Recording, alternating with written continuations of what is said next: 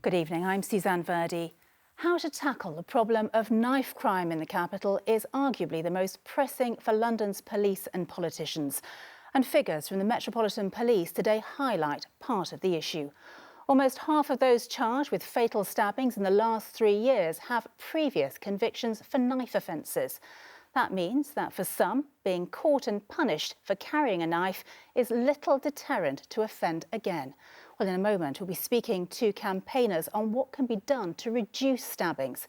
But first, our political correspondent, Simon Harris, has more details. His family call it Malcolm's Corner, one wall of a room in their South London home covered in pictures of a teenage murder victim. Malcolm Mide Madariola's dad admits this tribute is both comforting and painful. Sometimes you just come here in the middle of the night and sit here and just be looking at this. Malcolm was 17 when he tried to break up a fight in Clapham in 2018. He was stabbed to death by another teenager who had a previous conviction for possessing a knife. If Thamus Brown, for example, the guy that murdered my son, were to be in the custody of a correctional service, I don't think he will be available on that day to murder Malcolm. 379 suspects were charged with knife crime killings in London in the 3 years between November 2016 and October 2019. 173 of them had previous convictions for knife offences, which means almost half of them, 46%, had previously committed knife offences. The message from these figures is stark and depressing. Too many people caught carrying a knife are not put off, even after being arrested or convicted. The fact is we live in a much more violent society. Violence has been normalised in the lives of young people, certainly living in our poorest communities, and society itself needs to take responsibility for that, not just blame politicians or any one given political party. But ultimately, it is politicians who must make the decisions which lead to changes. In this year's election to choose London's next mayor, they're already rehearsing the arguments. The problem is, these people who are carrying knives aren't properly punished, rehabilitated or reformed, so they leave the prison or the courts and they reoffend. And one of my concerns is a combination of cuts in youth services, cuts in prison, police and rehabilitation services. He has the resources to do it himself. If he chose to, he could do it. We showed that he's wasting around £80 million a year on extra staff, on cultural events, on PR officers. All he needs to do is redirect that money to give the correct support services that these young people need. But too many families, like Malcolm's, are left to take what comfort they can from their memories. Simon Harris, ITV News. Good evening. Apart from special occasions, the chimes of Big Ben have not echoed around Westminster for more than 3 years while it's being refurbished.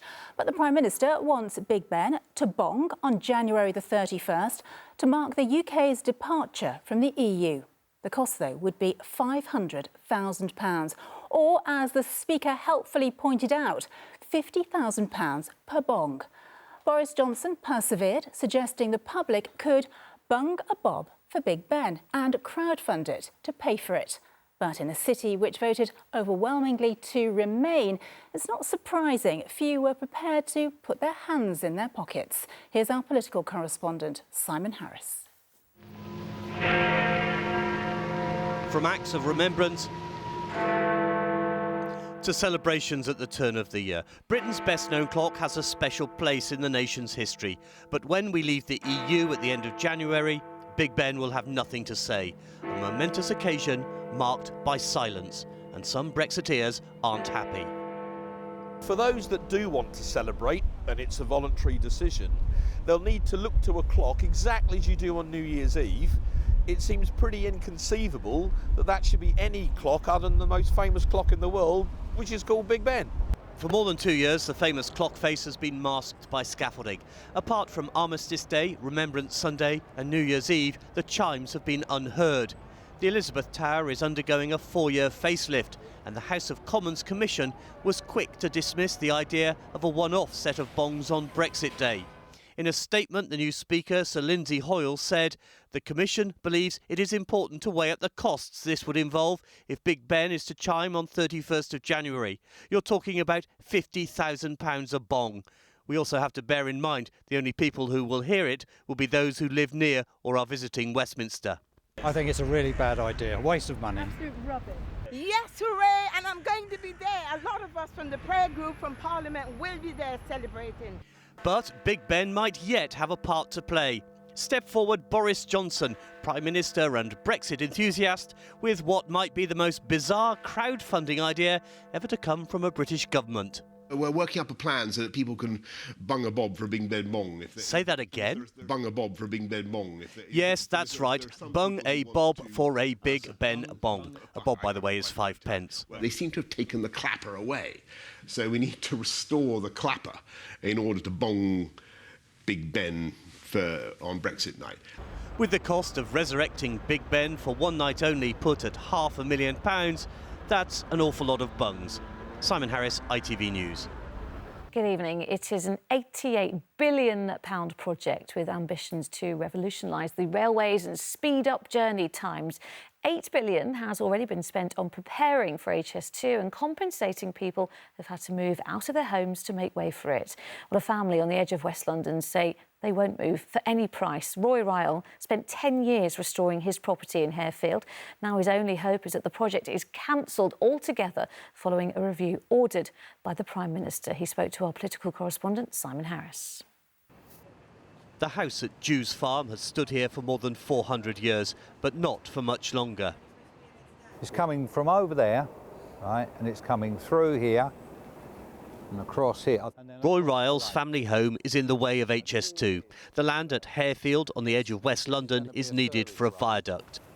It doesn't seem possible that somebody can walk into your life and say, I'm taking your business away from you and I'm taking your home away from you.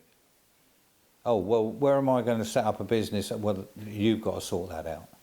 All around the Ryles, land has been bought up and is being prepared for the start of construction. But it's by no means certain the high-speed line from London to Birmingham will go ahead. Boris Johnson has ordered a review amid spiralling costs.